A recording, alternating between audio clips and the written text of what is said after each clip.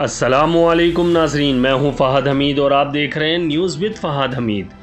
ناظرین، آج ہم بات کریں گے کرونا وائرس کی وبا کا نہیں بلکہ بھوک کی وبا کا سامنا کرنے والے کچھ ممالک۔ دنیا بھر میں کرونا وائرس کے باعث بڑھتی اموات کے دوران عالمی ادارہ خوراک نے کہا ہے کہ دنیا کو بھوک کی عالمی وبا کا سامنا ہے، کیونکہ اس سال خوراک کی قلت کا شکار افراد کی تعداد دگنی ہو سکتی ہے۔ مزید ویڈیو میں آگے بڑھنے سے پہلے ہمارے چینل کو سبسکرائب کیجئے، بیل آئیکن کو پریس کیجئے اور لائک کرنا تو بالکل نہ بھولیے گا۔ عالمی ادارہ خوراک کے مطابق سن 2019 کے اختتام پر دنیا بھر میں 13.5 کروڑ افراد کو شدید بھوک کا سامنا تھا، اور اب چونکہ دنیا کے بیشتر ممالک کو لاک ڈاؤن کا سامنا ہے تو یہ تعداد اس سال بڑھ کر 26.5 کروڑ تک پہنچ جائے گی۔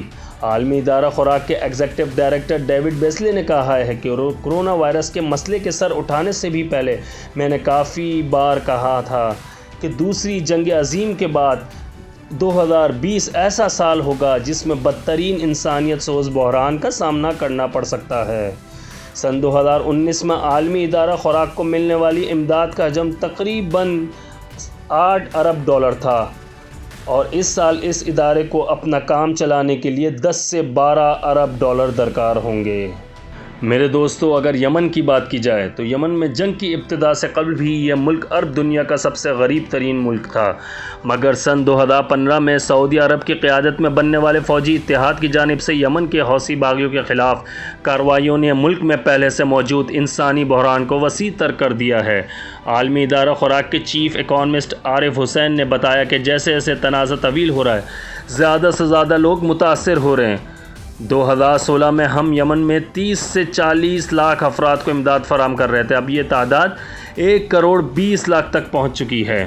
عالمی ادارہ خوراک کے مطابق صورتحال مزید گمبھیر اس وقت ہوئی کہ جب کئی ممالک کی جانب سے سامنے آنے والے خدشات کے پیش نظر حوثی باغیوں کے زیر قبضہ علاقوں میں امداد پہنچانے میں سلسلہ بند کرنا پڑا۔ ان ممالک کا کہنا تھا کہ حوثی اپنے علاقوں میں امداد کی ترسیل میں رکاوٹیں ڈال رہے تھے۔ اس مہینے کی اگر بات کی جائے تو اس مہینے کے شروع میں یمن میں کرونا وائرس کا پہلا کیس سامنے آیا ہے۔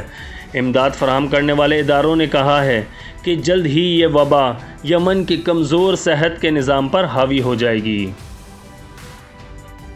میرے دوستو، اگر کانگو کی بات کی جائے تو کانگو کے مختلف علاقے گزشتہ 25 برسوں سے مسلح تصادم کی زد میں ہیں، اور عالمی ادارہ صحت کے مطابق یہاں دنیا کا دوسرا بڑا بھوک کا بحران درپیش ہے۔ کانگو کے 15% عوام کو کھانے کے حوالے سے شدید ترین عدم تحفظ کا شکار افراد کی کیٹیگری میں رکھا گیا ہے۔ اس کا مطلب یہ ہے کہ ان افراد کا شمار دنیا بھر کے ان 3 کروڑ افراد میں ہوتا ہے جو براہ راست جنگی زون میں بستے ہیں۔ ان کا مکمل دار و مدار امداد پر ہوتا ہے۔ عارف حسین کے مطابق ان افراد کو اگلے 3 ماہ کے لیے خوراک کی ترسیل کا بندوبست کرنے کے لیے کم سے کم $2 ارب کی ضرورت ہے۔ انہوں نے کہا یہ وہ افراد ہیں جو بری طرح متاثر ہیں اور کورونا کے بعد یہ مزید مشکلات کا شکار ہیں۔ کانگو میں ان افراد کے علاوہ پڑوسی ممالک سے 50 لاکھ پناہ گزین اور 5 لاکھ مہاجرین بھی موجود ہیں۔ جنگی زدہ علاقوں میں رہنے والے ہر شخص کو درپیش خطرات کے علاوہ کرونا وائرس پھیلنے کے دوران بے گھر افراد اس سے بھی زیادہ خطرے سے دوچار ہوتے ہیں، کیونکہ ان میں اکثر بیماریوں کے پھیلاؤ کو روکنے میں مدد کرنے کے لیے ضروری حفظان صحت کی بنیادی سہولیات سے بھی محروم ہوتے ہیں۔